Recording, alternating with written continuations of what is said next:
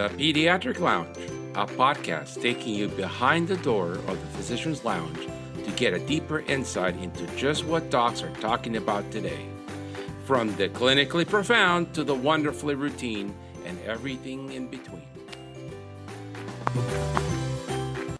Pediatric Executive Development System, or PEDS, is a dynamic, transformative program designed to accelerate the growth and development of the leaders in the field of pediatric entrepreneurship. PEDS takes a hands-on approach to problem solving, addressing real-time situations within your organization. More than a theoretical course, it is a practical platform that accelerates learning. Look at our link on the show notes for more information. Good morning, George. It's Tuesday morning and it's still frigid in the East Coast. It's frigid here in New York also. It's probably cold in Florida. Today we have a very special guest, an old friend of mine, Jeff Pogany. And his topic is going to be one of my favorite topics. Negotiating with healthcare companies, but we're going to put a twist to it. Tales from the other side of the table. Jeff is a seasoned professional. He has over 15 years experience in managed care negotiations, strategic provider and reimbursement strategies, and network development and management for MCOs. He has held various leadership roles in healthcare organizations, including Montefiore Health System, United Healthcare Group, and Anthem Incorporated. He is now the principal and founder of Rogu Managed Care Consulting, and he's also a collaborator and contributor to the Pediatric Executive Development System. It is a pleasure to have you here with us today. And how is the weather up there? You're in New York too, right? Yeah, I'm in northern Westchester, not too far from Dr. Rogu. And thank you guys both for the introduction. We still have some snow on the ground, a low wintry mix today, but all good. I'll take that over the -30 in Chicago, where I'm originally from. So this is a nice balmy 30s. I'll take it. Yeah. There's pictures of the lake being frozen and people are freaking out on social media. Like that happens every winter. So, Jeff, negotiating with large MCOs is always frustrating from the perspective of a physician because we tend to think we're doing the right thing, we're doing a good job, and we don't understand why we need to make a case to someone that's not doing the work about what value we bring to the table. So what is the first step when you're negotiating a contract with an MCO? The hardest thing about negotiating with MCO is finding the right people, right? Your first step, though, is really understanding who you are as a group. You need to know your numbers, right? We talk about that. It's a big piece of pie is that in order for you to approach a large managed care organization, you have to remember they're going to have all of your data and they're going to have it better than you. They're going to have it organized in a way that they do for hundreds of thousands of doctors across the country. And they know exactly how to manipulate it and tell you exactly where you are. One of the first mistakes a lot of our groups, smaller groups, when I was working in these large carriers, when these smaller groups would approach, their approach was, I need more money. They couldn't explain to me where their money was coming from. They didn't know really what value they had. And so the money is one thing. The value is the other thing. And one of the things I think you have to remember is you have to be able to combine both. If you're providing what you consider a quality service, prove it. At the end of the day, a person like me who started on the MCO side would talk to a group like yourselves, like a pediatric group, and you would say, we need more money. And then we're really valuable. We're good quality. As a contractor, I don't see any. I just know that I'm told I can't give more than a certain percentage for the entire year for my entire network. And that's how a budget works, as we all know. So you may have small dollars, doesn't matter. They look at things on a percentage basis. You come in and what's your value? I don't know. I'm just a money guy. What do you mean your quality? Tell me why. What's so good about your quality? And why does it matter? But there is real reasons and there are ways. And I think Dr. Rogu is probably going to be more wise to talk about the type of things, what is your value and how do you demonstrate it on a financial level? Because doctors went to school to practice medicine, last I checked, not to try and figure out how to run a business and raise prices. And so that's what you're essentially trying to do. But the payers, their entire job as a for-profit company is to reduce cost. My entire job at two companies was to make sure that I pay out as least as possible in reimbursement. Right. That's why I always, when I speak to people about this stuff, I tell them, look at your inner operations. What is it that you do that's different than the average bear? Are you open? Everybody's open late hours, but are you open Saturday? Are you open Sunday? And if you are, you make your point that these people will come to the office instead of going to the emergency room or the urgent care. Do you do any special medical management like chronic care, which is the big buzzword of these days, like obesity or ADHD management? Less referrals to the neurologist and endocrinologist. Do you go to the hospital, or does the patient just get admitted to the hospital and somebody else takes care of them at a higher fee? So you have to make, I remember when I first started doing this, I first met you, Jeff, I just ran some reports in our practice management at that time. We didn't even have an EHR. And I just made some graphs and spreadsheets of showing comparative how much money and so forth. And I guess I attracted somebody's attention because it always seemed to work, and I just replicated it. I think for both of your points, most physicians do not know how their practice is doing. They have an idea that their practice is either doing well or it's doing poorly, and it's all based on luck.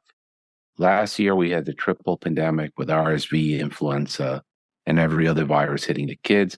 So the pediatric practice had a lot of volume in December and January, and they feel good because they ended the year with more revenue. They did more work. Their margins are the same. That's different. In financial terms, that's different. If I sell 1,000 screwdrivers, I'm going to have bigger revenue than if I sell 500. Why my margin's still the same, $1 per screwdriver. I want my margins to go up. I know, but you have to make your point to them and say, yes, we were open while the guy down the street will not see any sick patients and will send everybody into the ER. I guess I'm before you get to the table, which is most practices don't know what their data is telling them. Oh, correct. That's a given. And that is the first hurdle. Mm-hmm. And if you're using pivot tables and spreadsheets, you are now considered a caveman. That is not how people in business look at stuff now. They use data visualization tools that are incredibly powerful and fast and can drill down to a degree of detail that a spreadsheet is never going to give you if you're a human being. You're correct. So the first thing is know your data. And when you start looking at your data, and to Jeff's point, it's not only your financial data, because you're going to find out that XMCO is paying you $5 less than CDC list price for polio vaccine. You can do 1,000 polio vaccines if you want. You're losing $5 in every vaccine. Why MCO doesn't pay you for something like depression screening, which is now the standard of care? They never pay for it. And it has a value. It's a value of about $5 according to Medicare. And every time you do that test, which is the right thing to do, you're going to lose $5. So that's the first step. And the second step is, again, to Jeff's point, bring the data with you. And you see me, George, when people say, I run a really good practice, I have the best blogs. Show me the pay for performance report. I want to see it. I want to read it. Because talk is easy. Show me the data. And those two things are important. Jeff? Yeah. So I want to hit a point that's running as a river underneath everything you're saying. And one of the biggest things I'm seeing is I'm getting more and more clients and referrals, and they're sending me over here my current contracts. It's 2024. And they're asking, gee, do you think we get more money on these contracts? And I look at the contracts, 2017 is the last time I looked at it. Yeah. 2018. Now, the world's changed since 2020 for a lot of reasons, right? COVID being one of them, but the world's changed economically. The way payers have become more sophisticated and the economics. The length and the oldness of your contract, what ends up happening is you as a provider start providing what Herb just described as the standard of care, right? Use this new standard of care, but 5 years ago, maybe not so standard. So you say, I'm going to be this good client, I'm going to do this. And all of a sudden you get angry. Why? Well, they're not paying me for this. Guys, I hate to say it, but contract's a contract. I know this is the business that you want to provide the best care all the time. I get that. So if I'm taking the side, again, I work for providers now, but if I'm taking the side of the managed care, I love it because you're just delivering services and you have no bad basis for your argument. So a lot of people don't review. I think Herb's making a great point. They don't review where and when what's in their contract on a reimbursement level. We can talk about language. I think that's important, but as important as this topic. And the actual dollars that you are flowing through that contract and really, George, this with your numbers that you did early on with very little sophistication, right? You were able to actually figure out where is the flowing and where are we not getting that?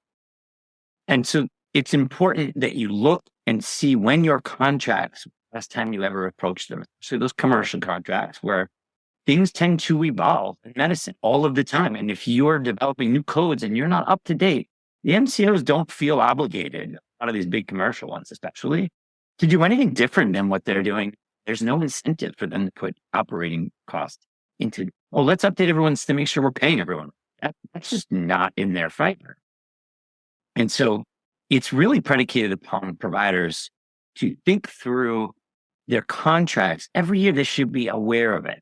And I know it's a lot of extra work. I'm here to help, especially the small and medium-sized provider, to do that. But yet it's so key. And if I can tell you this, the large providers, whether it's health systems, huge medical groups that are either PE backed or backed by the big Optums and others in the world, and that's Optums in every market, they have people, they take the lion's share of the time of MCO, and those people are on top of their constantly, the entire teams. So it's very difficult to do this without some help to understand. So I think that's a really key point.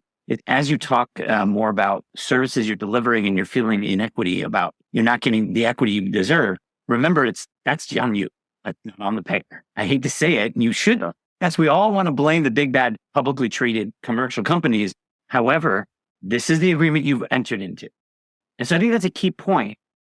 It's going to bring you to the next point about emotions and all that. And we'll get to about some of the tactics. No emotions. Yes, but that's for you. And I already have clients we have already seen and try to bring them to a different level. And I think we should talk about that when we get to it. But I really want to be poignant on reviewing your contracts. And that is one of the numbers. That's as it comes down to. If you haven't touched your contracts in 18, you have problems. Yeah. It was very interesting. I want to share an interesting story. One of my first contracts was a very small player.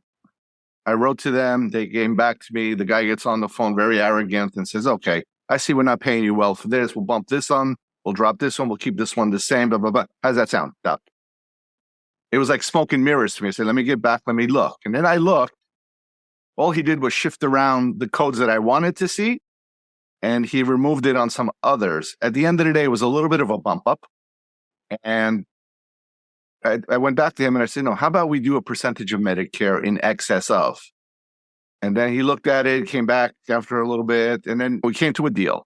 Then after everybody was happy, I asked him, I said, why don't you guys just increase the doctor's rates? Why do we have to go do this song and dance? And you know what his answer to me was? We gave it to you because you asked. Why should we give it to you if you don't ask? Well, I don't know why you're surprised about that. That's like doctors are surprised about that. They think that we should get a raise all the time. I am divorced. If I don't ask a woman out, I'm not going to have a date.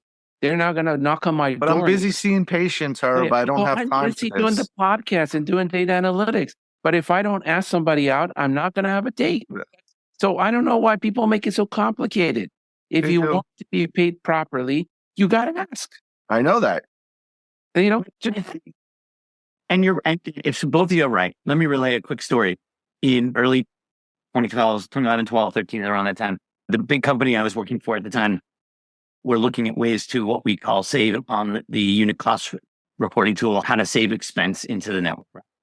And there were large groups, the big systems you all know here in New York, and about a lot of large medical groups. And they had very specific contracts that didn't allow them to be touched in any way, except that the individual providers who are individual contracts, or they had a small group and they never adjust their language, we had these huge projects and say, how do we get money out of this system?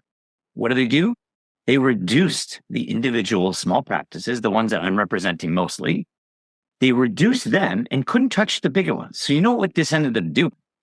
Saying, you're taking my reimbursement down because I'm an independent provider. And we all know, I know, especially in George's backyard, there's a couple of big systems over the last decade that has systematically grown them into behemoths. And what happens?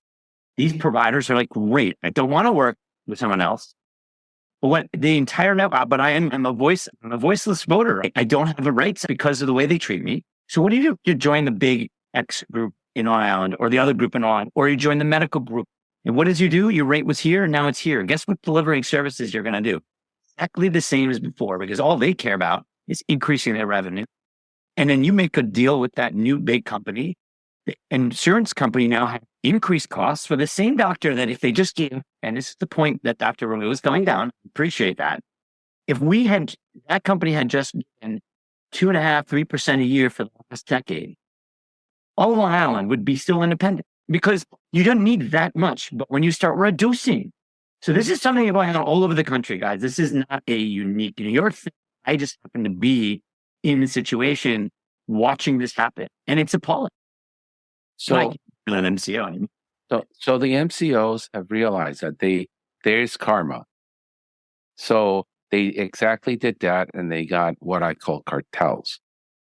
Huge, and I'm not going to mention it, but there's one in my backyard that is private equity backed, and they did the aggregation model.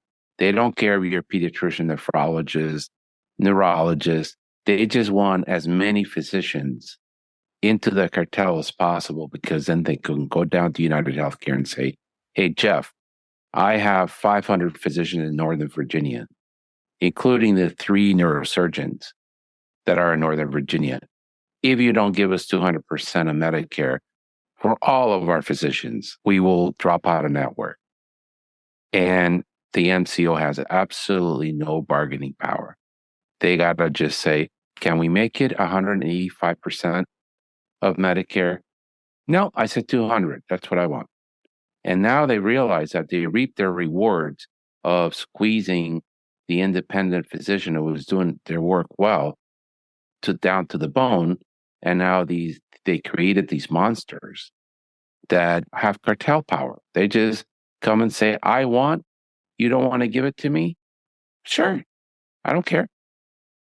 We'll just walk away. That's some of the problems that the industry is having right now.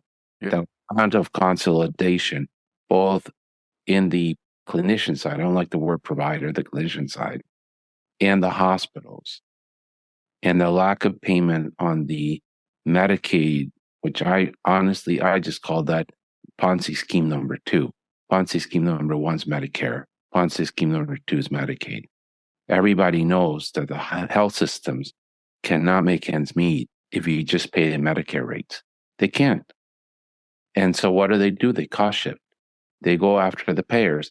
So the person and Chip Hart gets mad at me, and Peter Lugasker gets mad at me because I say the person that is working. But when I say that, I'm envisioning a Jeff, a George, people that go out there, take risk, hire people, are standing members of their community, and they're paying $30,000 per family per year in health insurance costs. Why? Because we're getting taxed twice. They take the money for the Medicare tax. That's not enough. So now we tax the people with health insurance again by increasing their premiums, because that subsidizes the hospitals and the physicians in order for the wheels to turn. No politician wants to talk about that because it means touching entitlements and raising taxes. And so that's the fundamental problem underneath. But if you don't know your data and you can't, and to Jeff's point, the bigger groups, they have people with PhDs in data analytics going up and down these things. And George, you probably did it because I did it. In the old days where everything was paper, I opened up the mail in my office. Yep. I used to look at the EOBs as they came in. For 2 reasons. One, the checks came in. I didn't want the staff to know how much money I was making. Number 2, I didn't want them to sign the back and deposit that check somewhere and steal the money. And number 3, I wanted to see what Blue Cross Blue Shield was paying me for every line code. So I will go over it and I'm like, okay, this one's a problem. This is a staff problem. This was a front desk problem because they used the wrong ID. And then I would give it back to the team and say, got to work on this. Yeah, but back then, things were much simpler. Now it's that on steroids. It's very complicated. But the theory is the same, yes. The theory is exact the same. If you're not looking, if you don't have a tool to look and a system to look every month on your you don't have to look in all 20 insurance companies that you're getting payments from. If you look at your top 5, even if you look at your top 10 to a week, you're going to get a feel of where things are not working. But you need a tool to be able to see that because EOBs don't come anymore. And that's where I do think, we have this discussion all the time, is technology good or bad? It depends. If you don't know how to add and you need a calculator to add 5 plus 5, technology is terrible. But if you're doing calculus, I can't do calculus in my head. A Texas Instrument calculator is wonderful. Yeah. And not looking at the EOB is terrible for the managing partner because now he or she is no longer aware of where the problems are because it's like subscription services. They just bill your credit card. You don't even know where the money's going. And then what's worse is it goes into the bank, it goes into the computer, auto post, and sometimes falls into this computer black hole that nobody sees. And you don't even know where to go look. Yeah. It does require some physician engagers. Let's move on. Let's move on past this. I don't think this could be emphasized enough. And what you're saying in general, if I may interject, is that we call the revenue cycle, which is super important in a large institution. But one thing that little smaller sole practitioners, small groups, the ability to do what's true revenue cycle is you're relying on billers who are already taking 6% off the top, or if you're lucky. And then if you're lucky, they know what they're doing, and that's 2% of billers. And I've seen a majority of the people that I've come across who are smaller practices are always telling me how, this biller last year, now I'm on a new biller. And they don't do anything except make sure your bills go out. But when they post and look at revenue cycle, underpayments, denial, there's a whole concept. We had hundreds of people at a health system going through this type of stuff on the hospital side. And I happened to be the sole person in my team that dealt with the professional side. And we had tools, and we had rev cycle, and we had underpayment tools. And there are significant thousands of claim lines. We're talking hundreds of thousands of claim lines a month. And so it's a lot. Scale that to any smaller area where you're dealing with a $7 billion health system. It's not so easy to staff for something like that. And I had to staff a total of 3 for a long time. And we get all of it for the entire health system. So imagine that if I'm running that thin on a professional piece, which is a small bit. Remember, 10% of the a health system is revenue is doctors. 90% is the hospital. It's shocking if you don't know that stat. It's an important one to know why hospitals have such power. Doctors take care of people last I checked, but yet they get a tenth of the pie. And that's just reality. I know we're not here to talk about that, but the revenue cycle is the piece that you're talking about. I don't think it's a different talk, a different show. We want to talk about rate and we want to talk about managed care, but part of knowing your numbers is actually understanding what else they may be doing to you that's not about the rate. Yes. And very well said, Jeff. Yes, it's very important. And to your point, a $7 billion behemoth can afford to lose $200 million and still survive to next year to correct it. A 3-person group. Now, pediatrics is the lowest paid, but most pediatricians are hitting between $600,000 and $800,000 per provider or clinician. So if you have 3 physicians, you're a multi-million-dollar group, which is amazing. You can't afford to lose $100,000. You'll be out of business. So the smaller you are, the more you have to obsess over every penny, because there's not the leeway to lose 100 here or 100,000 there. Agreed. The second thing that I think is very important, and I wanted to get your thoughts on that, is what I call closing your gaps. Usually, if you have enough patients, the MCOs will offer pay for performance. They'll incentivize you to do all your physicals. And the first thing they'll do at the negotiating table is say, but Dr. Bravo, we're offering pay for performance and you're a 3-star doctor. That's why you're not getting all the revenue you want. But Dr. Bravo, we have 500 patients with you. And out of those 500 patients, only 250 did their annual physicals with. You could double your income if you just got those patients in the office. A lot of people don't know about that, don't understand it, don't want to be bothered. I did a meeting about 3 weeks ago with one of the big managed care Medicaid lines, and we were supposed to be talking about the RBK, pay for performance, quality metrics, stars and stuff. By accident, I saw a screen of some other practice. It looked like a big organization. It said potential earnings, 1.7 million, accrued earnings, 25,000. You know what that means? By accident, they got 25,000. They didn't pay attention to the rest.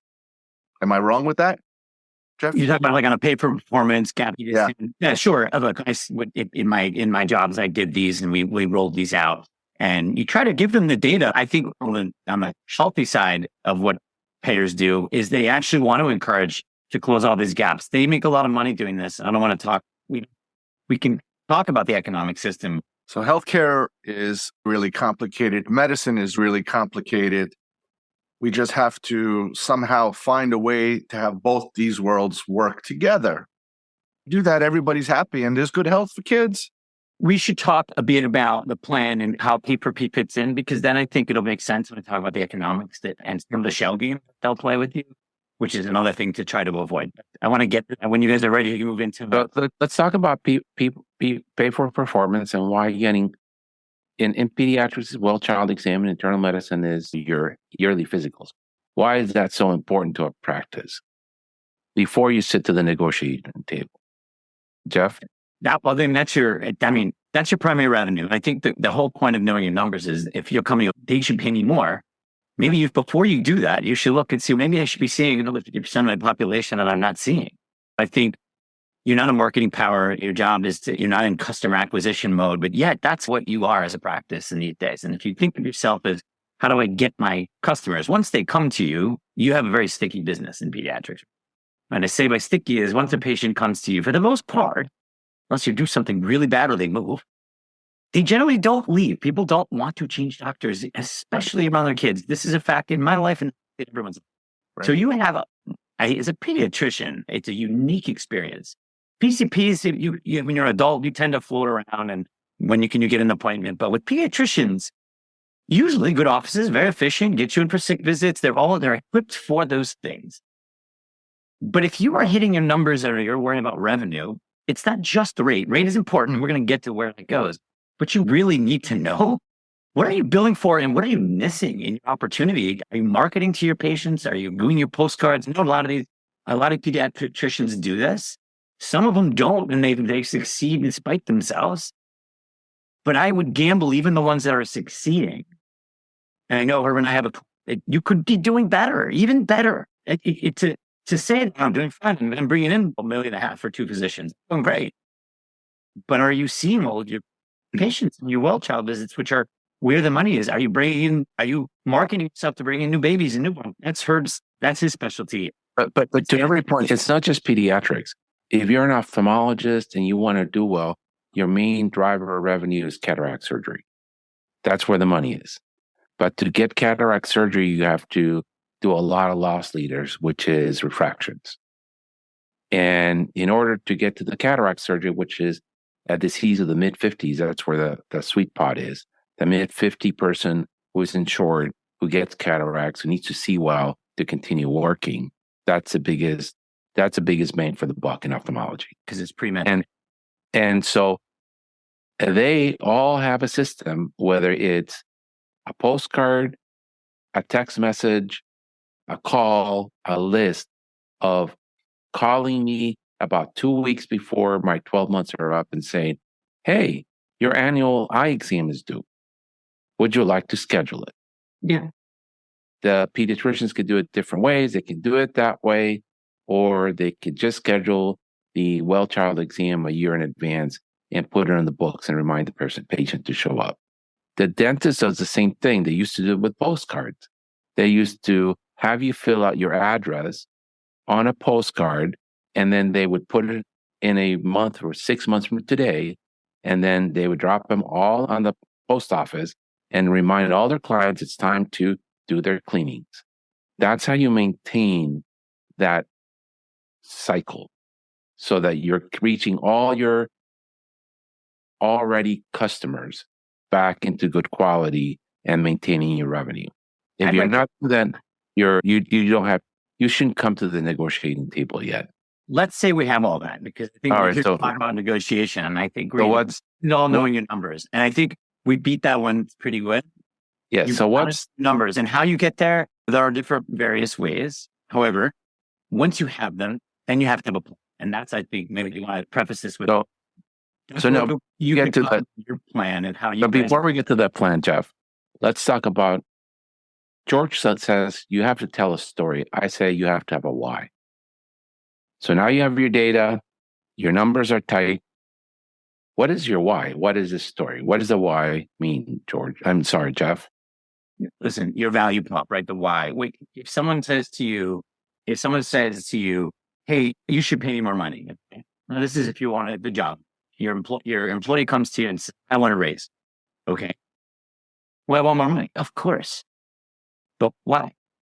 And if you can't answer that question as an employee as to why, and of course, there's a variety of reasons why you might want to get a raise, your quality of work. But one of the big things in healthcare is, what's the market bearing? So part of it is understanding your market. It's understanding who else may be getting paid. To me, the biggest why is the MCOs, as I've already talked about in his market, a large provider, PE back, that's forcing their hand. You want to stay independent. You want to stay away from being hired, and you want to have your own practices. You should be talking about how you can do this, but you can't do it if they're systematically crushing you and giving all the large providers who don't provide that quality all the money. So you need to stick out and say, keep me independent. I'm not looking for 3x of what you pay big system down the street. I just need enough to survive with the current, even with CPI. And CPI is higher in the last 2 years. It's been low for years. It's 2%, but 2% a year, guys, for PCP practice for 10 years is, despite it being low compared to what others may be getting, is pretty darn good. Yeah. So that's where it's hard to get in your head. I'm 10% behind now. Where were you 10 years ago? Nowhere. I didn't do anything. Okay. The first mistake you can make in understanding the value of what you've done and the why is just because you forgot about your negotiation for 6 years, don't expect the pair to make up for it. This happened to me all the time. And they're like, yeah, but that's not our problem. And it's true, despite it sounding horrible. I'm sounding like the old bad MCO guy. I said, guys, I'm not going to make up your 10% because you didn't ask. That's where, so you need to really evaluate the why, what it is. Okay, I didn't get it in 10 years. Okay, let's use that and set the expectation, which I think is something we'll need to talk about, expectation of result. But before we get, it's really important that all of these things you put together and understand when's the last time you got a raise, when's the last time your contract was reviewed, all of those things that are necessary to make sure you come to the table with the why. And it's about the quality and all that. We talked all about it. You can advertise that. You can actually show it if you need to, right? But keeping the plan of negotiation has to understand where you are and what the market is bearing. Those are very important qualities. So, George, you say tell the story, right? So you always start by telling the story. I do the story to get to the why. Because I didn't get a raise in 10 years is not a good why, like he said. So you have to build, and this is how you build a relationship with the other person. You tell them why. We do this, we do that, we do the other thing. And then you build a relationship. They feel for you a little bit. Then you throw in the children card. Everybody loves children. We're the lowest paid. We're still independent. We're pretty large. We provide access all the time. The guys down the street, they close on Friday. They send everybody to the ER. You don't want me to join the big monstrosity. You want to keep me independent because I'm your friend. You want to call, you need something, you call me. You don't call 1-800-monstrosity to try to get a hold of somebody that may or may not answer your question or make a decision. It's better to keep me in your pocket. Yes. And then here's the thing that's very difficult for physicians. For ophthalmologists, is the refractions. Refractions are not paid for, and they get annoyed to no end because the patient doesn't want to pay the $30 for the refraction. In pediatrics, it's two things: a vaccine admin fee and the screening test for behavioral problems. And if you want to see a pediatrician start screaming is when they don't get paid enough for the vaccine admin fee, or when they don't get paid for doing a depression screening or anxiety screening. They're just asked to do one more thing without being paid for. Oh, something you guys don't know about. The new thing that's coming down the pike, I think it already came, the social determinants of health thing. Yeah. So how important is it, Jeff, to keep an eye on the forest, the global contract? Because in the end of the day, it may be emotionally difficult to deal with the fact that I'm only getting paid 50% of Medicare and the vaccine administration fee. But it happens that on the E&Ms and the well child exams where I make 2/3 of my revenue, they're giving me 150% of Medicare. So when I look at the whole contract, it's a great contract. I just got all the emotions. Yeah, I think that's a big one. I know, George, for sure, this is one that you talked about a lot. And what I can tell you about what an MCO thinks about is they look at one number, total revenue, total increase, that's it. They don't give two, you know what, about what you're billing, how you're billing it. Assuming you do everything to standard, they don't care. It's just a nut. They have $1 number, a big number. It's a big round number. It's in a big band and says, I can increase it by this. This tactics and a strategy, which is where we're going with this conversation, for a PCP practice, specifically pediatrics, but we could talk about any practice, multi-specialty, which I represented for years at the health system for every CBT code in the book. Where you put your money is where you have hopefully the most volume. And what I will say is the most growth. But being insulted that you're not getting paid for this very specific, important, most important thing that you do, which is vaccine administration, delivering that vaccine, delivering good quality care to your population of all ages, where the appropriate vaccines are given at the right time, which ultimately prevent all the downstream issues that are costing health plans. So you're doing this really well, and they don't want to pay. Okay.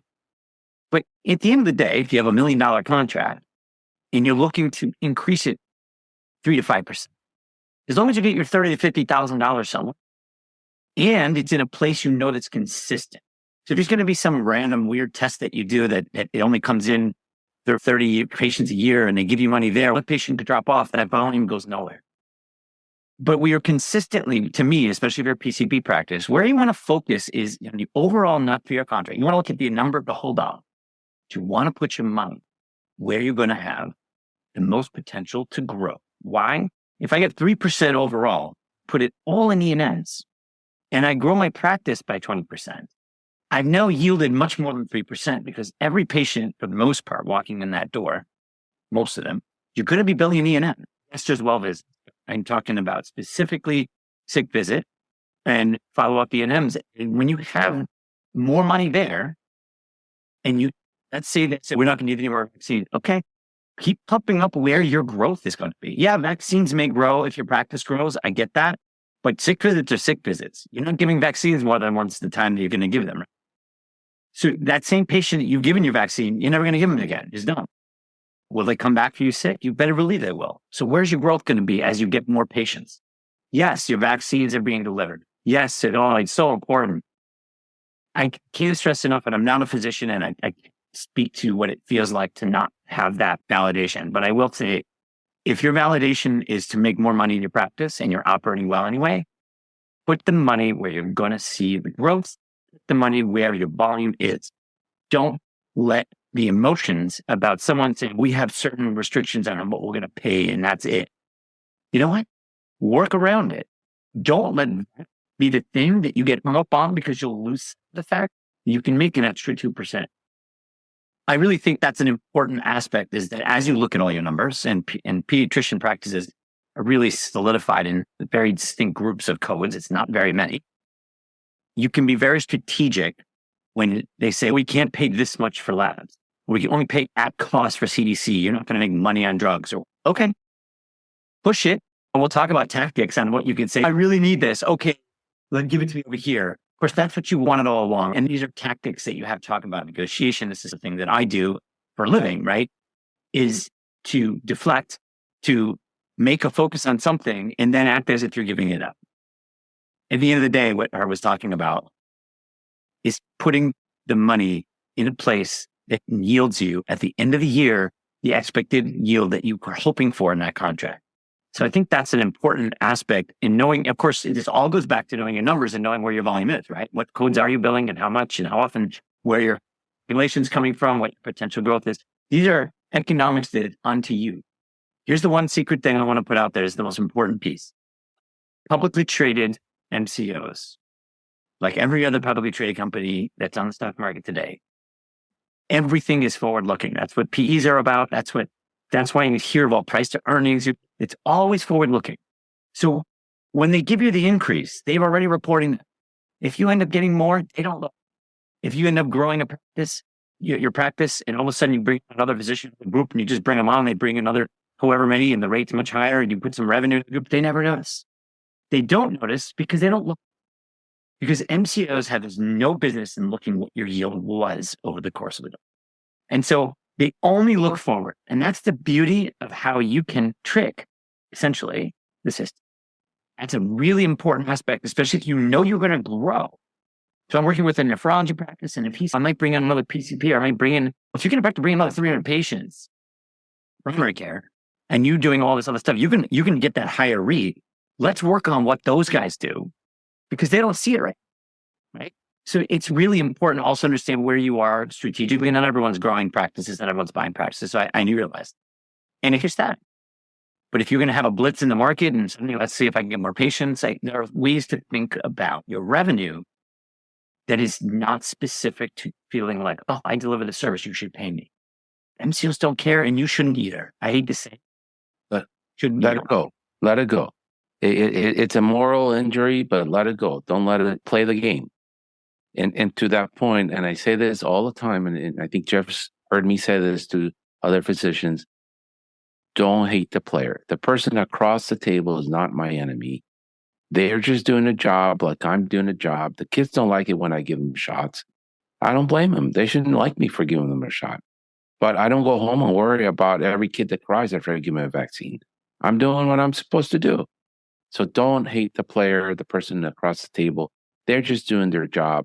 Be polite, be friendly, understand they have limitations, and probably they have it much worse than I do because they work for a behemoth and they have absolutely no leeway, as opposed to me who has leeway to decide when I don't do something. The one thing that I do think is very important. So the vaccine serum business is very complex and it's big money and it's easy to go under as a pediatric practice in that pot. Because just take one, Beyfortus, it's $500 a dose. And you have to buy 10 doses at a time. So you have to write a check for $5,000 to get that into the office. And if you don't use it, you might end up losing the $5,000. And when the MCOs say, we don't want to pay you what list price is, you should do the best to get it at a discount. The reality of it is there's a carrying cost for that stock. I got to stock a room, keep it in a refrigerator, have quality controls in the refrigerator. That costs money. And I'm carrying the risk that if I only have 5 families that want Beyfortus, the other 5 is my loss. The MCO is not going to pay for it. So you can't say, let's look at the least expensive group purchasing organization that can get you that to you. No, that doesn't solve the problem. I'm taking on risk, and everybody understands in the market, if I take on risk, you got to pay me for that risk. And so it's hard, but the CDC does put a list, they update it, they say what the commercial cost of all vaccines is, and that's a fair assessment of the minimum that you can afford to get paid for vaccines. That was one that I do think you have to be emotional and you have to set your foot on the ground and say, I can't do it for less than that. Yep. There are certain aspects. Drugs is always a big one. You say vaccines in your business, drugs in the business I was in, and is to make sure that you're at least getting the average sale price plus 6%. This is a Medicare standard. Of course, CDC with vaccines or NDC is different, but similar rate. I agree. There are things that are fixed costs that should be made equitable. So that's true. And I know that's a big part of this business. So I come from a different space. Let's talk a little about, and I actually think The next step is the getting to the table. the relationship piece. Yeah, I think George has more experience about this. I was going to ask George to talk about, since I contracted George back in, he's probably first real big contract and real big urgent care development. And that's why we're here today. And honestly did a good job because he invited me back. And now that I'm fighting for him. So talk a little about what it took to get you to get to me, essentially. And then, of course, you've gone through some cycles with these companies. It's an interesting thing and a little easier because you're a little bigger, but let's talk to that. I think it's important. When we first started out, we weren't so big. I just looked at the numbers and I said, geez, we're getting paid the same amount that we were getting paid 10 years ago when I started work. There you go. And I went to my senior guy and asked him, I said, what's going on? He says, oh, they never increased. That's just the way it is. There's nothing you can do. I went to a conference. I sat in front of the lecture and I looked and I listened to how you're supposed to negotiate. And I went back to the senior partner and says, do you think what they're saying is true? He says, oh, no, they're all full of it. They just like talking. I said, I don't buy this. It's not possible. Follow the steps in her PowerPoint. You write to somebody. It's usually going to be a secretary. They're going to say, no, there's nothing we can do. You write back, yes, there is something we can do, because you get back another email. No, there's nothing we can do. We're not negotiating. You keep doing that. You keep doing that until either you just drive them crazy enough to get them to somebody like you, or if they're really good. The first person is usually your provider rep. They're your ally most of the time. But sometimes they're supposed to be the roadblock too. You can get patients engaged and involved. I remember with one company, it was just no. I called it a Attack of the Clones project, where I wrote an email to all the patients that we had and just said, can you write me a story of something that our office did that helped your child on an off time, on a Saturday, on a Sunday, on a Christmas? The amount of flooded emails that we got and the stories that we got, they were emotional. Send it over to the rep. I gave him the email. The rep didn't like it, so he shut down. Okay, find some other people. We faxed them over to VP offices somewhere until somebody said, who the hell is this RBK? Let's talk to them. Then I had the senior vice president in our office with that rep. And he said, yeah, you guys are not getting paid. Let's increase this. Let's find a percentage of Medicare. And then we moved on. There's different ways to skin this cat. But the answer of no is not acceptable, especially if you're doing a good job. I've had some success with a different strategy. It's the same strategy, but different, right? So if you have a patient that works for a large company, in my neighborhood, for example, there's a huge amount of people that work for Google because they serve as government contracts. If there's an executive at Google or another person, the executive at the world headquarters for Volkswagen and Audi are near my house, for the North American market. Yeah. And I used to take care of the children of the CFO. If I was having a contract problem with the MCO that covers Volkswagen of North America, my easiest negotiation tactic is to talk to that CFO and say, look, I know you're paying $30,000 in premium. They're paying me like Medicaid. I can't afford to see your kids. I'm going to drop it, and you would be better off. I'd be better off if you pay me cash. I'm going to have a cash rate just for your for Volkswagen.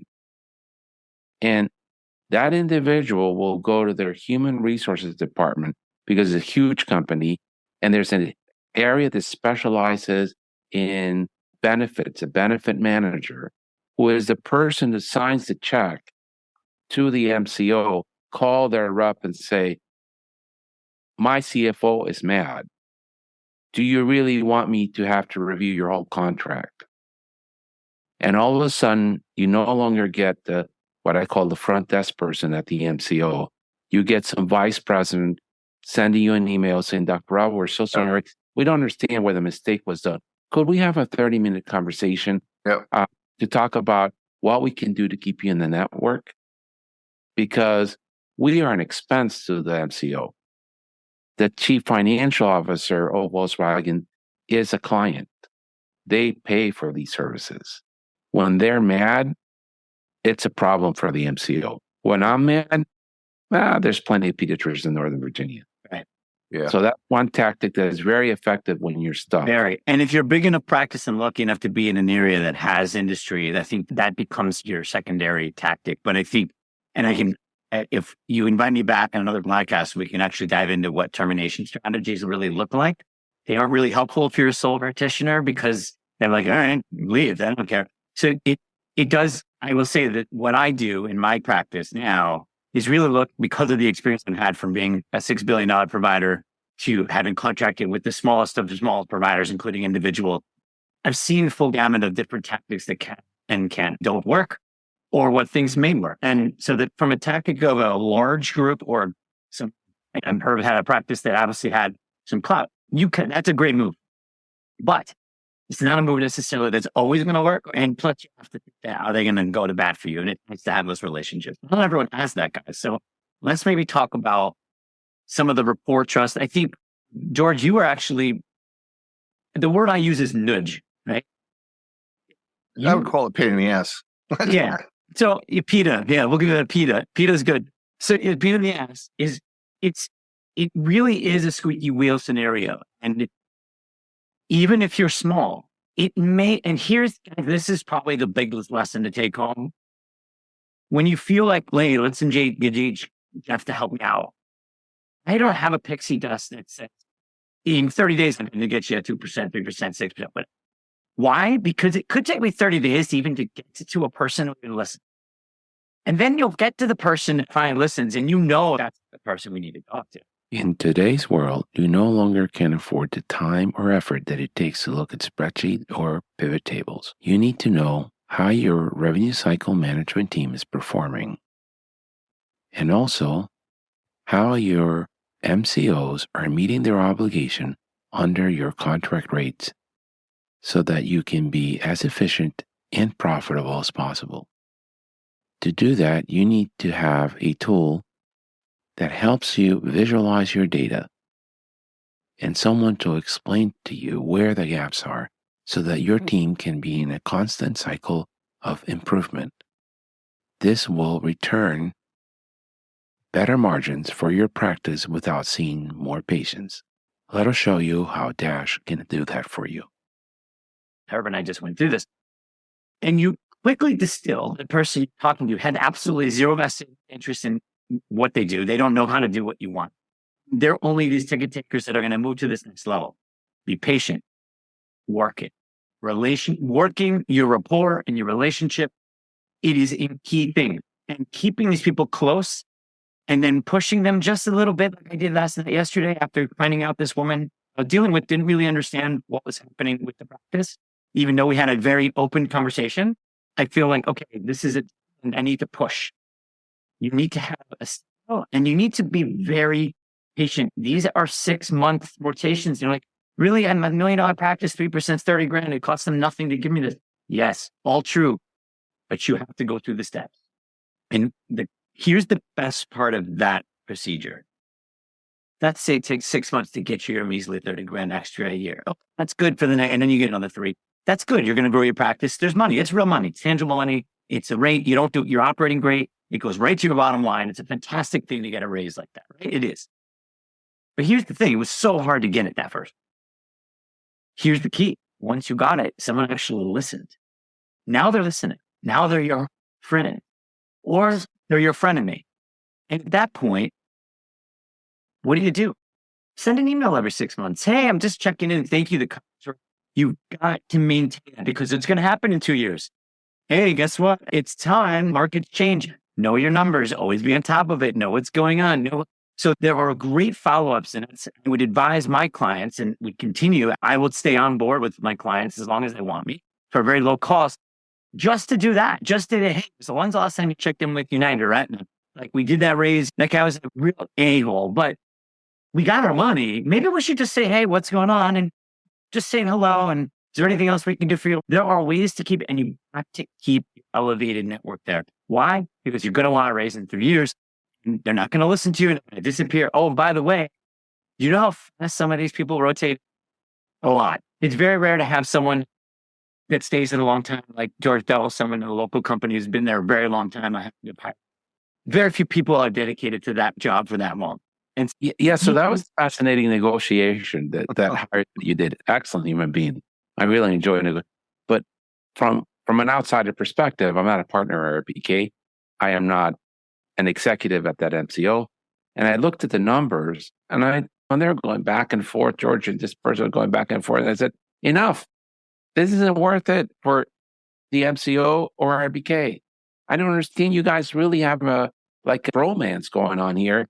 You guys really want to make this work. Why? It's peanuts. It doesn't matter to either one of you. So just get it done. I can't listen to this anymore. That's called closing. So, I mean, look, it's like stock trading, guys, right? Most people who are like average investors and they do it themselves, they say, oh, I'm going to buy the stock and hopefully it goes up over time. Anyone can buy a stock and go up. Okay. A real trader and real sophistication, real plan is when to sell. It's meaningless if you don't know when to get out. And I look at it as deal making as the same. I can start the deal. We can get moving and get started. I want this. At some point, you've got to realize if you keep pushing, your stalemate is going to cause you less. You've got to know when to close. So there's a time where it's ready to close. And will it be what you want? No. Will it be what they want? No. We all know that the art of deal making is you both have to be unhappy, right?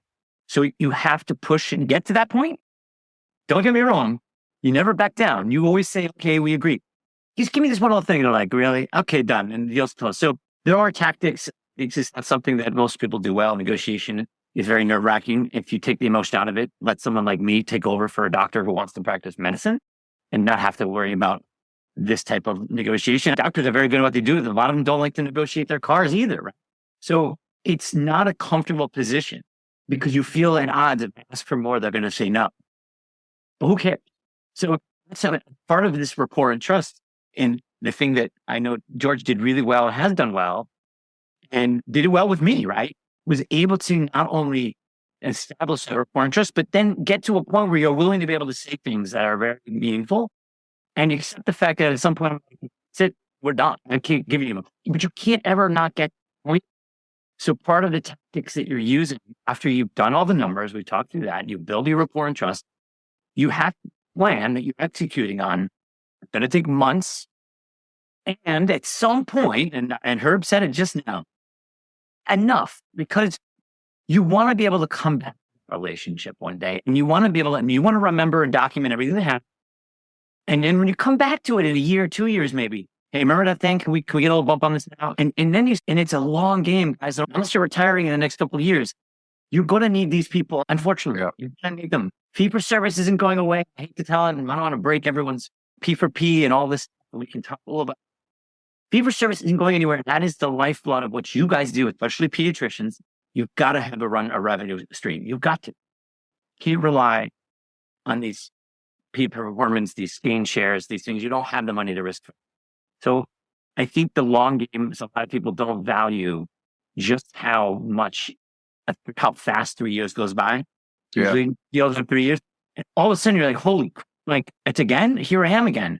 But you've already established how to do it. And so it becomes easier and you have access. It's a really hard thing right now. Some of my clients that I'm trying to take on now have very little access. And as good as I am, I'm not going to have any more success than any person off the street to get to that right person. I know where I want to say, I know how to get there. I don't know every market. I know everyone in New York, but outside New York, it's going to be difficult. But once you have it, that time is so valuable. So I want to stress really the patience it takes to do this. This is give me it now. It won't work. And you have to be willing to settle with the fact that maybe another 3 months, I won't get this right. But you know what? In 3 years from now, this is going to pay off and I'll compound. And that's where a lot of people don't understand compounding. They don't understand the concepts. What this looks like today, but 3 on 3, guys, it's more than 9, right? So it's additive, it's a multiplier. So you have to start thinking through longer term. I think that's a really if I would give a client advice on what I can do for them, is not speed. I hate to, I like to work fast, but I can tell you, you're never getting a deal done fast. And if you're patient and you're willing to jump on board with this negotiation tactic of relationship, it will pay off for the next 6 to 10 years. You actually will create a trend in your practice that you'll never have to worry about again. And that's actually the power of patience in my mind for this, especially for smaller providers. I was always curious, does the person you're negotiating with, is that the end of the conversation? Is that the end all person? Or does he have to go somewhere else to ask for approval? Yeah, there's always approvals. Whoever you're dealing up front will be experienced enough. They're going to ultimately have a budget. And typically it's just a percentage, just a straight number, which will equate to whatever cash number that is on your book of business with that payer. So they do have that. And I said this for years. I worked at Big Bad MCO in New York. And I'm going to float my own boat here a bit. When I started this business not so long ago, George, yourself, and a whole bunch of people who want to enlist my help, all were people I contracted with on the other side. Yeah. I always had this thing where my internal negotiation, I just felt passionate for doctors. I always have. Even when I was at the company, I still felt I want to get this doctor more money. But I also had a job, to your point, right? Right. Relationship is what I keyed myself in on to get me trust, which made me allow me to give you as much as you think you're going to get. But then it also made me get more on the inside. And my internal negotiation was by far more difficult than the one I was doing to the outside. And that could be $100 million group. Your largest hospital group has out of where you compete, George, and a completely separate contract that's separate from the hospital. I did that one. You have to establish rapport or trust. You have to move money around. You have to understand what you can and can't do. But ultimately, I had a budget. And I had to figure out how to hit that budget. Obviously, the larger the contract, the easier it is to move some money around. Yes, someone's answering to that person. And what you would be best served is making sure that that person looks good to their boss. So there's another aspect to this. Again, this is a nuance. It's something I practiced my entire career in managed care. Is earning the trust and respect of those people. And that even when I was when I was with the big hospital system, I did sidebars all of the time outside of my boss, purposely, just to build that. Can you get me a little more here? Can you settle on remember, guys, we had big AR. I used to get larger settlements. Why? Because people trusted, all right, fine, we'll increase another 30 grand. That sounds like nothing for a big $6 billion system. But if I do that across 10 different payers, salary for 2 people on my team, it's important never to let a dollar slide, and it's important to get as much as you can. And so part of that is relationship. And that's honestly probably earned me more money or saved more money for the MCOs than any analytics. I got to be honest with you. But how do you know where the end of the road is when you've reached, that's it, there's no more? Because everybody wants a percentage of Medicare. If you ask, it would be nice to get 200% of Medicare. Is that realistic? Is that being unrealistic? I don't know. I think it's a feel. So with that negotiation that I helped you, everything was agreed upon except the escalation. I really honestly did not want an escalation because with CPI and inflation at 7%, how do we know what's a fair escalation the next year? It's just like and it's an election year and we don't know who's going to get elected. There's a lot of unknowns. I would rather just have a 1-year contract and come back and say, where are we now? Because it's been such an unusual 2 years and COVID and this, too many unknowns. It's not as straightforward. Usually it's that CPI goes up. And side said, no, I don't have that leeway. It's a 3-year with an escalation. That's all I can do. I can't not give you any. And we had a relationship and we know that he was probably being as honest as he can. I can't do that. You want the contract? You got to sign on for 3 years with this escalation. That's all we can do. And I wasn't happy with that because honestly, I do believe that there is a lot of economic risk and a lot of unknown unknowns, which doesn't make it as a simple 2-3% for whatever you want escalation at this moment. That was it. We're done. Either you take it or we're done. Yeah, I think so. I would agree. Yes, I agree. First of all, when it's done, the question's a good one, George. Quite honestly, the timing of when a negotiation is done or not is the art of what it is of deal making. Right? It is understanding what buttons you pushed and what buttons you haven't. And there's simple sales techniques that work in negotiation. It's very simple, and it's great. We sold you this car. Then you go to the finance guy and they try to say this one thing. Oh, this is one of the things. I said, no. Okay, great. Oh, but then we can do this too. There's always, I'm just going to push one step further, right? It's when you think you've gotten the deal and you really are unhappy or you right where you think you got it, that's when you go for another thing. If I can go back to the timing of medical contracts, I think 1-year deals can be incredibly risky if you don't lock in for the same reasons that we just talked about. If you have a good relationship, like in this particular negotiation you're referring to, you have some trust, and that's great. Although you never know, this person may disappear and you'll never have that guy again. I strongly believe, if I had to take a different approach, is that getting into at least probably a 3-year deal where you are guaranteed increases is, in the world of the MCOs, is a very good deal. It's very risky to go on a 1-year contract unless you have another tactic that you're willing to use, potentially termination, et cetera, that you have a chance to. That there are reasons. So it's not wrong or right. It's wrong or right for the right group. And that becomes strategic rather than economic risk. I look at it more of, is this risk going to pay off in a different way, regardless of what happens to the economy, right? I do think once you've gotten that far, you don't really want to be screwing around with your contracts every year. It's costly. It costs a lot of mental anguish. You may have to pay someone like me, or you're doing it on your side of your desk. It's a lot of work you didn't want to do. So there are different, again, every provider is different. Some of the big provider groups will do 1-year deals, but it all depends on the group. But the reality there, Jeff, I'm going to push back a little bit. The reality is over the last 2 years, every business, this is not just the medical offices, have hit a wall where their level entry employees are expecting huge bump ups in their salaries. And it is very difficult to find someone to staff your front desk, very difficult to find a biller, very difficult to find an MA. And they don't just want a 3% increase in their pay rate. They're at $15 an hour. Now they want $20, $22 an hour.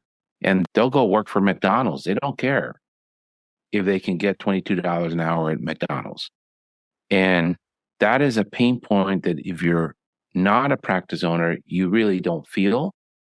And that I can't see patients on my own. And I can't give any more of my blood to the practice. And the MCO has we can't raise premiums anymore. And it's, what do we do? Because the employees want more money.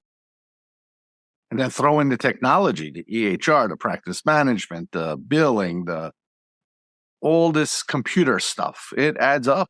Electricity went up, gas went up, rent goes up.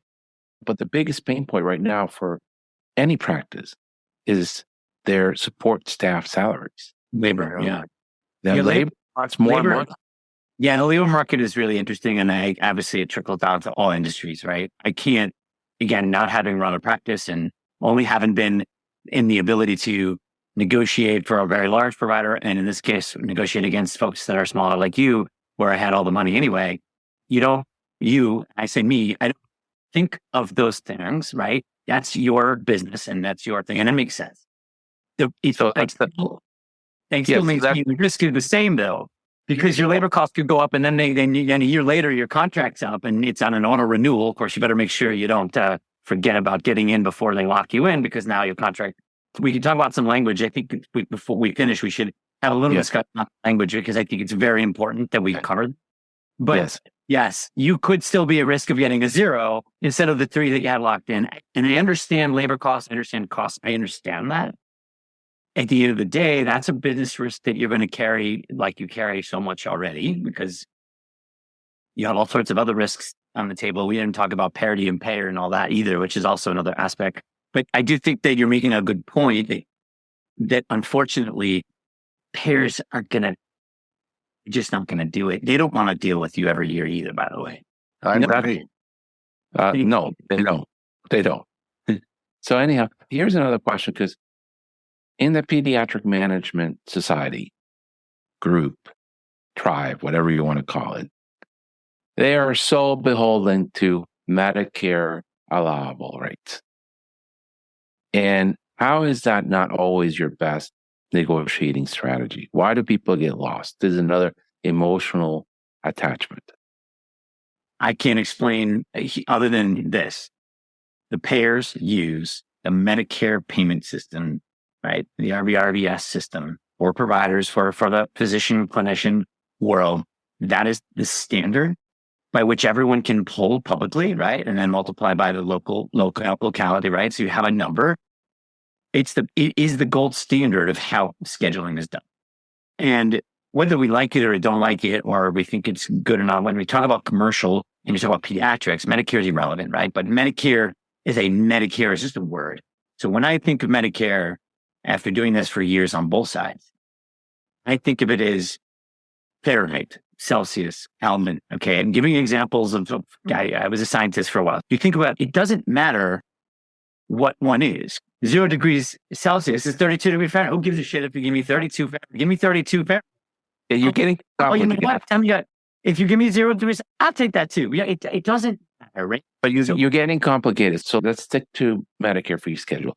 If somebody offers me 2021 Medicare fee schedule, at the end of the day, what it really matters is how much better is my contract. Not that it has to be 2024 Medicare fee schedule. I don't care, because what I care is it 10% more than I'm making now? Is it 5% more than I'm making now? Just give me the number. That's a reference, like you said.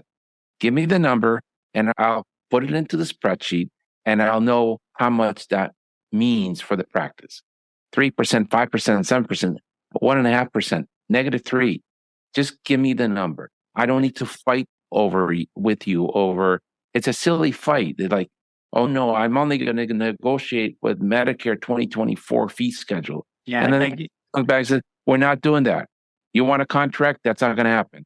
Or we have an MFS. Okay, give me your MFS. Let me compare it to what Medicare 2024 is and where you're at, and then I'm going to come back with a counter proposal. I don't care what you call it.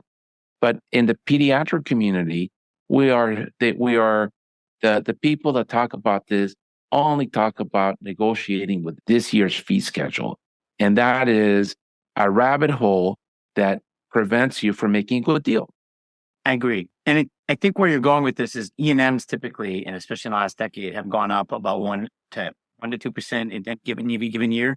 And a lot of these specialists have been across radiology. I can talk a lot. I have incredible knowledge on this space. I think the point you're trying to make, and I appreciate you streamlining where you're going, is a year just dictates what that price was in that year, locality, and that code. It could have been $100, and the next year it's going to be $110.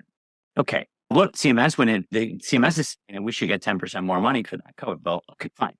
But you are where you are. Payers don't care. They want to know where you are and where you're going, and they have a budget. So to point Herb's, he's right. Herb's 100% on point here is irrelevant. It could be 2000. I had agreements in my old hospital world. They were 2006 Medicare. Doesn't matter. As long as I kept going up, I knew the numbers, right?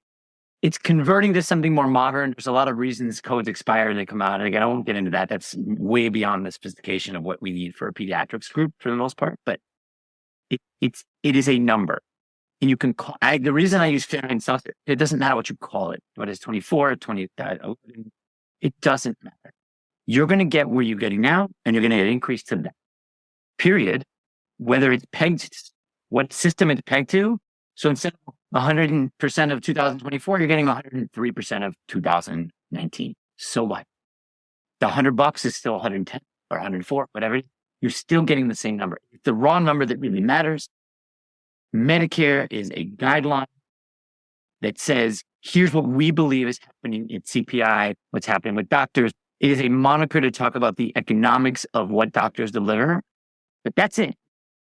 And it becomes irrelevant when you're dealing with. I agree. And you should not get hung up in years. I get why it happens. It's irrelevant in my mind. Yeah, but they do get hung up. They do. And all the time, I want 135% of at least 2022 Medicare fee schedule. Who cares? Who cares? That equals in 20, and then you'll figure it out. Yeah, tell me what your reference number is, MCO, and I'll bring you a proposal. And sure. I know it's more difficult for the MCO, and then we'll talk about this in another show. But I like what George calls hard coding. I don't want to argue about every code. As a pediatrician, the first year, the 2nd through 5 well child exams are revenue makers. The 99213, the 99214 are revenue makers. If I can get 200% of Medicare on those 4 codes, pay me 75% of Medicare and all the other codes, I don't really give a rip because but that's not going to happen. I can make money off of those. I had some negotiations where when I owned the urgent care where I was a small urgent care. I didn't have any power. And I just said to the MCO, look, I don't really care about the whole fee schedule. I make a living from, back then there was not a specific code for urgent care. So I make a living off of, on the fee for service, the 203, 204, 99213, 99214. As long as those are market rate, the rest of the fee schedule is not important to me. Yeah. And this was the provider representative. Very nice. She went back to whoever her boss was. She said, yeah, we're below market rate. We're going to give you a little bit less than you're saying market rate is on those 4 codes. Are we good? We're good. Right. This is all the strategic building you're talking about. It's really getting yourself, I think it goes back to that first thing, emotions, that you got to stop with all that. You got to figure out what is this economically going to yield? And it's a math equation, right? It's this many units times this many dollars equals your total revenue. That's it. If you increase the units, you're going to make more money on volume. That's on you, not the payer. You're going to increase rate. That's your negotiation. That's on between you and the payer. So you just, doesn't matter what year, pay, whatever. All it cares about, what are you billing? What are those numbers? And certainly in the world of Medicare and coding, you guys in pediatrics, it's just 4 to 7 codes. That's it. You really gotta get not worry about what the moniker is and just try to figure out where you're at. And again, it's all about increases and decreases and where if you're this percentage and you didn't do it for 10 years, you should be 10%. They're not going to give you a 10% raise, guys. That's not going to happen. It might. Depends. Honestly, sometimes you get lucky. You don't know, but you have to try. Jeff, I have a question for you. From the MCO's point of view, do you think deep down, do they care about pediatrics or are we just a nuisance to them? I think personally, they don't care. We're budget dust. They don't care about anyone. Yeah. About the revenue per quarter because that's what keeps the CEO's job and his bonus. That's it. It's not that hard. It's Apple. They care about how many iPhones they sold and what margins they had on the iPhone and what's projected to next quarter because that's what dictates the price of the stock and all their stock options. They're done. Yeah, but if pediatricians do a good job and prevent illness, in the future there'll be less spend. But that's down the road. Because I'm not going to work. I'm going to use Aetna because I like Aetna. I'm Mark Martinelloni. Great CEO. Awesome human being. Okay? He's no longer there. I am not going to get the benefit of the prevention of that cervical cancer or oral cancer for the kid that's getting that vaccine at 9 years of age. That's not going to happen until she's 26. By then, I will be working for another company or a private equity, or I will be retired. That's the problem right there, that thought process. Or Aetna is not going to be owned by the shareholders. It's going to be owned by CVS. Caremark, I don't know. What is it going to do from the bottom line this quarter, which is what Wall Street is looking at and which is what my board of directors is looking at. And unfortunately, it's that mindset that creates all this drama within the pediatric community, and everybody feels like we're budget dust. We're not budget dust. Our return on investment is not measured in a quarter. It's measured in 20 years. And the system is unable to put a value to that because they don't expect to be here in 20 years. Well, maybe they should. Yes, but that's a political question. That's not the answer. Don't hate the player. Hate the system. Hate the game. That is a problem that DC has to solve. Not Aetna, not United Healthcare, not the Blues. They're playing within the game that they're being told to play. And there is absolutely no way of valuing a vaccination 20 years out in our current system. It's scary. There are drugs coming up. I'll give you 3 examples. There's a medication that prevents the hemophiliac from bleeding and needing factor VIII infusions. It is $2.5 million spent. The money is saved for the next 20 years. We have no way of figuring out how do we pay for that? How do we value it? Mm-hmm. Number 2, There's a genetic fix that can be given to kids with sickle cell disease. It prevents pain crisis. It is priced at $2.5 million. We don't know how to pay for that. We don't know how to value it. We don't even want to talk about it. Number 3, there's a monoclonal antibody that delays the onset of type 1 diabetes. It costs $180,000 in infusion. If you have a kid who tests for 2 positive antibodies for diabetes, there's an 80% chance they're going to become a diabetic within the next 10 years. If I could give my son, my nephew, my next door's neighbor's kid that infusion and delay it or prevent it, I'm like, that's what insurance is for. But again, we don't have a way of making that investment for the long run. And this is coming. We could talk about the therapy for obesity. It's $1,000 spent a month, $12,000 a year. 40% of us in America are obese. But they spend all this money and all these things, yet they worry about our 99213s and L14s. Come on. Oh, joke. So let me Really look a at joke. it. This is the hard part for you guys to see the economics. I've sat, and when I was working at a large company, every month I sat with the business, and the business would go through all the economics of the month and the forecast for the year. And they talk about what revenues versus expenses, of course, claimed paid, right? That's what we're talking about. We're talking about strictly the medical side of the premiums that come in that are paid by the various companies and people who have insurance. Now, keeping in mind, there's 2 really big economic centers within big payers. One is a business-owned side, right? That we call administrative services only or self-funded. So Google does not no one takes risk on Google. Google is so big, they can pay their own medical costs, and they buy reinsurers and all in the background. And they only use the companies, Aetna, Uniteds, and whoever they are. They only use those companies, the Blues. They use them to run the claims and run the benefit and to house the benefit accumulators and make sure that they can do all of the administrative work. And then they get a fee for that. It also gives the MCOs significant bargaining power when you have lots of people, right? So they want that business, but they make very little. What they make is more in impression than they make in actual revenue. Where they make all the money is the fully insured. So an example of fully insured would be a small business. You guys are probably one of them when you offer benefits to your company, but you can't afford to pay if someone has a massive problem or cover that cost. So what do? You have the insurance company price it out. You set your premiums. And if someone gets super, super sick, the insurance is taking the risk. That's what they do. That's where the money's really made in those businesses. Now, when it comes to PEDS, the reason I bring all this up, it's important because the economics of what happens at MCO dictate how these contracts come down. That's how my bosses and my old company said, hey, Jeff, here's the budget this year. Here's what we expect. And by month 2, February, they could tell me by March, especially in New York when it's cold, the seasonality, storms, they could tell me exactly how the rest of the year would go because they see trend. And that trend dictated the rest of my negotiations. Who was pushing all that? Fully insured population. We pushed all the expense down to the self-funded groups. And we have companies that have different lines of business where you can move money around. And then there's a big one here. It happened to be one that has 2 major lines of business under different brand names, but one company, one of them has a lot of full insured, one of them doesn't. I guarantee you go around the network, one of them is going to be cheaper, the other one's more expensive.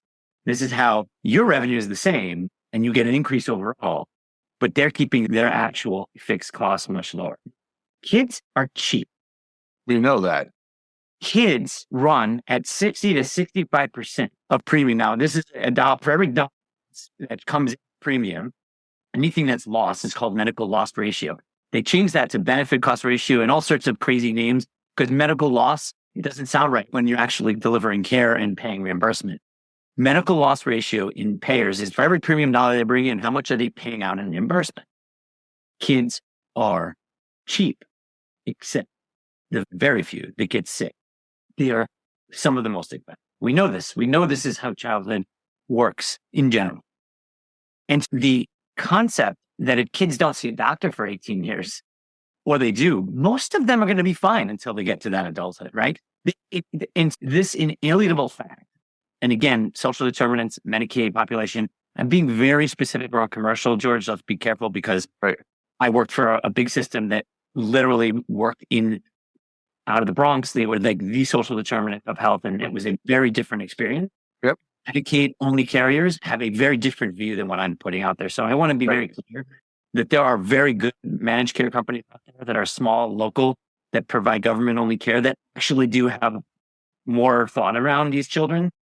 But the population of commercial that you serve typically that doesn't have some of the social determinant issue and show up as a ride, as parents that can get you there, or nannies who can make sure you get to your appointment, which is, by the way, the number one problem. Right. Cheap. You're not looked at as that important. I hate to say it. And it's what I'm looking at. But you better believe that neurosurgeon who's on a network who's getting $100,000 of surgery, you're going to have to target him to come in or her to come in. Or you're going to worry about the diabetics that are in their 40s and 50s and starting to cause a massive problem in terms of cost to the system. And so the larger PCP groups get a lot more diabetic care, the whole eye testing, all the things that kind of, those are very important. And unless you have a large childhood diabetes population, which you may, but that isn't as prevalent in commercial population. That's true. MCOs just don't really care on the commercial side about the pediatricians. They feel like if it's not you, they'll go somewhere else, go out of the network. That is a reality. And that's a sad reality, guys. I hate to break it to you like that, but that is when I'm coming from this side now, we need to create that story. I'm still delivering good care to children. You do have to go up to the bleeding heart. You have to find the person that has a heart that bleeds. It's going to be their boss. It's going to be guys that are me in the front line. Right. I became those person's bosses, and I have to start taking a little more direction from the people who don't have bleeding hearts. And that is what you're dealing with. But the reality is that diabetic of 40 was one day in my office obese with 100%. increased insulin level, with cholesterol, and they ate Taco Bell, and they did this, and they didn't do sports.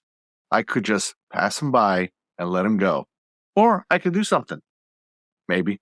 But again, the return on investment pediatrics is measured in decades. I know, so we're still spinning the same old hamster wheel. Yeah, you're right. Until that, there's two things that need to change, and that's not negotiation tactics. Mhm. In DC, that has to be acknowledged, and we have to say, how do we invest early in chronic disease so we don't get to the point where the 45-year-old diabetic has a massive heart attack, and now not only is it a human tragedy, not only is his family suffer financially because he can't work anymore, but it is a huge expense for the whole system. That conversation is not being had. Yeah. And you can't control lifestyle, which is ultimately the detriment of health. But you can. One of my doctors actually does obesity management, and he swears that he can control it if he can get Jim's through it. very honest. Jim's very honest because I'm more like Jeff. I like to win, and I like to win 9 times out of 10. Mm-hmm. And Jim taught me this. He said, Herb, when you're dealing with obesity and obese kids, if you save one kid out of 10, you're doing phenomenal work. Yep. The other 9 are going to continue to be obese. They're going to become type 2 diabetics. They're not going to be very healthy at 40, but you cannot measure your success when you're dealing with chronic disease by 9 out of 10. You got to think about the one person that you save. And that's not how financial people look at the world. I know. That's the problem. And the other thing is lifestyles can be managed. They can be controlled. It's called the stick. And if you really want people to change behavior, it's very unpopular. People hate me when I say this, but you charge them more. You don't do your annual physical. Okay, your premiums go up by 5%. Why? Because we give it to you for free. You're not using it. You're going to cost us more down the line. We're going to put that money through when you implode. Right. That's unfortunately for you guys. That's benefit incentives exists in my wife's insurance that I'm on, and we signed up for it. And as long as you do, you will get that discount after you go. And it will be there are incentive plans. And of course, insurance companies are wildly trying to do this. Now that helps you in the pediatric community, especially because if you're part of these self-funded groups, more or less, if you have a population where that benefit is being pushed, you will drive volume, which essentially you're a volume-based business at this point. And so that's a great, concept. You can't negotiate that, unfortunately, Herb. No. You just have That's- zero control. So you That's can what only do what you can do and deliver good care. That's the, at the end of the day. It's improving it and showing it and all the things that you guys did to get your raises over the years. But to George's point, we're barking up the wrong tree when we say the MCO doesn't understand the value we provide and they don't have the proper incentives to the people they insured so that this can happen. We're not making the rules. And You with see- somebody, this is a fascinating podcast. It went over time for sure, but it's okay. People will listen to You can it. edit this out. I want to leave you guys with a very we have important thing. one more Go ahead. question. Go ahead. So you talked about what to watch out for in the contract language. Yes. What would be your top 5 things to be careful about? I'll give you a top 2, and that's the top 2 is really the most important. First thing is, once you negotiate a deal, okay, you do not want to have any ability for that company to come in and amend you anytime they want. It's called a unilateral amendment. Most independent physicians and small groups don't even look at this language, and they get 100% Medicare, and next thing they get a mail. Oh, by the way, in 60 days, we're going to drop 25%, 5% of Medicare. Oh, you have the right to write. You can let us know if you want to term. And sometimes you can call them and have a negotiation, but you can terminate in 30 days, no problem. Let us know and you'll be out, no problem. Otherwise, once you let that 30 days go by, this is your fee schedule and you can't get out until your non-renewal. So there's aspects of that. You want to have what we call bilateral amendment, which means both parties have to execute that amendment. They can't just come to you and just do whatever they want unless it's regulatory. That's something that's in the language. So no big deal if Medicare says we have to do this. They can amend it. The other piece is what we call make whole, which there's always a little language about making whole. And what that means, if something does change in a network, regulatory-wise, if something changes in their policies, this is a big one. For pediatrics, not as important, but can be very important for groups who are doing colonoscopies that could be in the hospital. If you're a hospital, this is very important in the hospital world, obviously, and pushing everything to outpatient, ASCs, office-based. You want to make sure that if they change something in the way they operate, that you're made whole and you can show this is going to damage you from a perspective of cost. Operations, just reimbursement period, because you're not able to do the same thing you were doing yesterday because their new policy is, yet that's your bread and butter, then make me whole. Fine, you want to cut, either you make an exception or I'm going to prove to you what it's worth, you put that money somewhere else.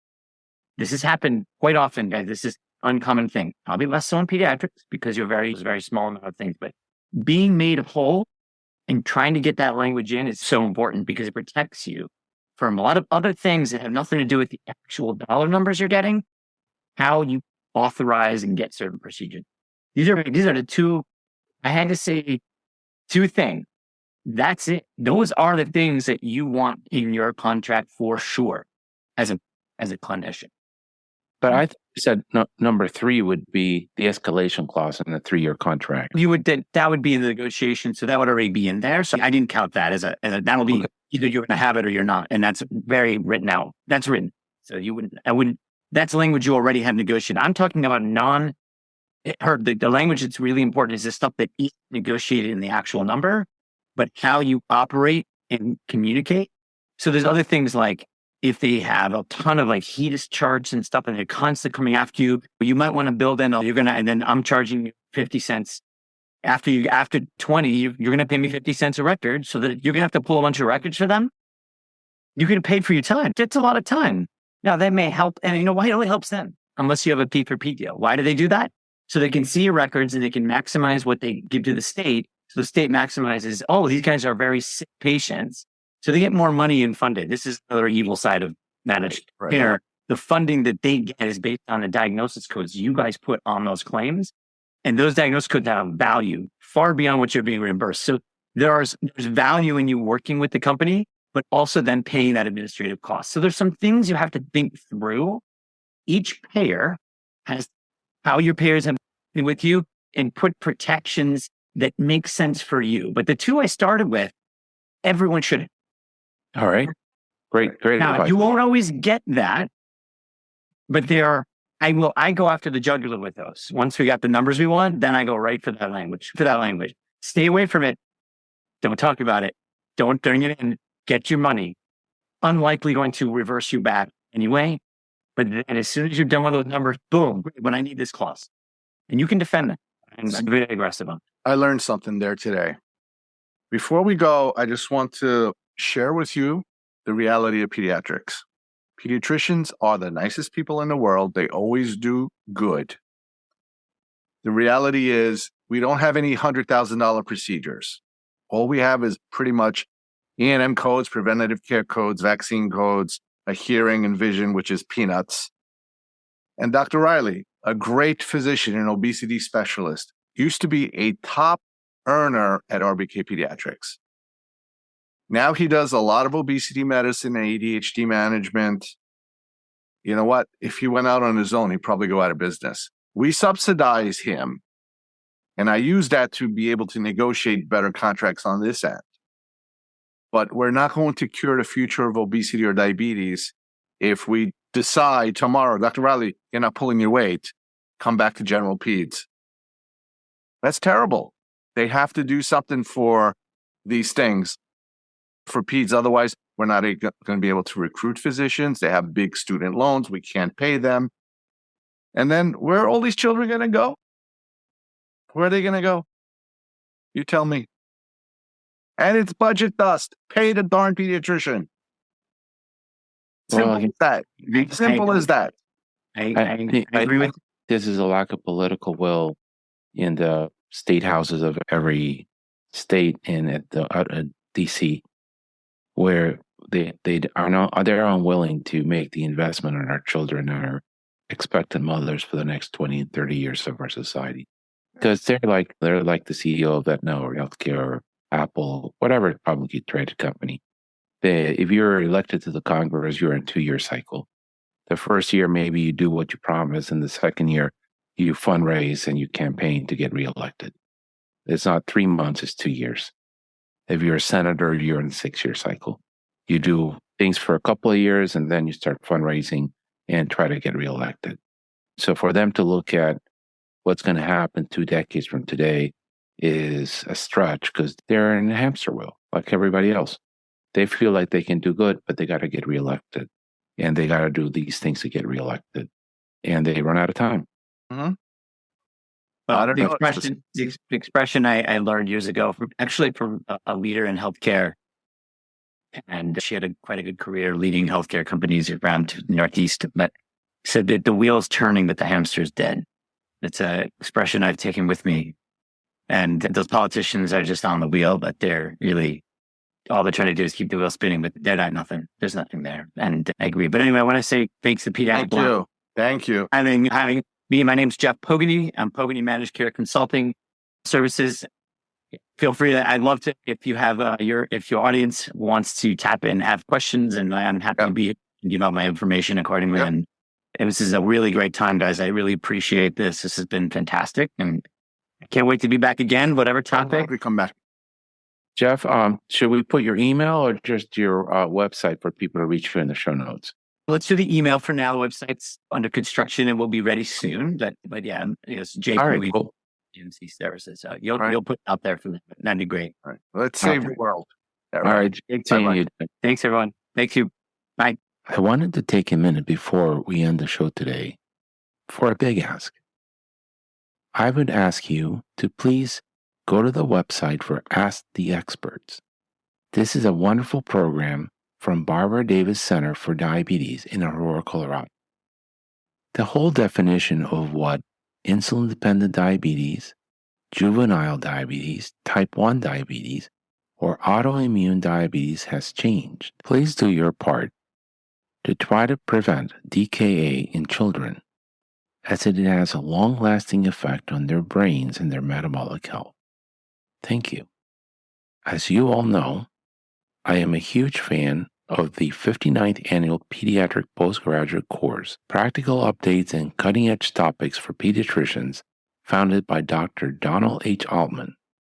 This year, the meeting will be held in Coral Gables, March 22 through 24 at the Lowe's Hotel. Make sure to visit their website and register and see Dr. Rogu and I at the CME. Thank you for listening. Thank you for listening. This has been a production of the Pediatric Lounge. On the show notes, you will find links to our co-host and other important notes, as well as a timetable of the topics discussed today. Don't forget to follow us on social media and subscribe to wherever you listen to your podcast. Leave us a great review, as it helps us greatly. In the meantime, we will see you next week. The Pediatric Lounge. The conversations are not intended as medical advice, and the opinions expressed are solely those of the host and guest.